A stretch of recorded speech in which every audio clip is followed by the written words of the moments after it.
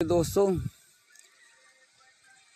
عمل کے لیے تو چند الفاظ ہی کافی ہوتے ہیں اگر انسان ہدایت پہ آ جائے۔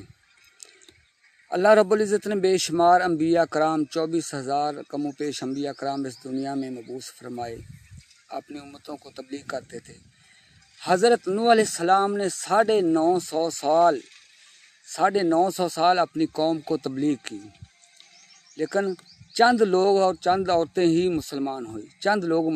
غالباً روایات مختلف ہیں، 82 مرد اور 12 عورتیں مسلمان ہوئی 950 سال کے عرصے میں۔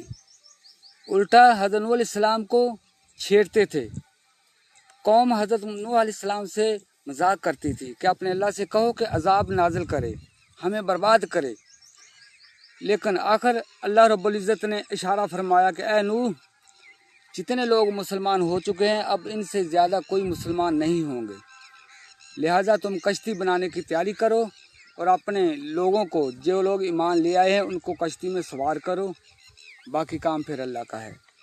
تو اللہ رب العزت نے پھر اللہ کی طرف سے ایسا پانی کا عذاب آیا کہ زمین کے اوپر سے نیچے سے ہر طرف سے پانی کے چشمے بہنے لگے اور پوری قوم تباہ و برباد ہو گئی، اور آپ نوح علیہ السلام کی کشتی پانی کے اوپر تیرنے لگی۔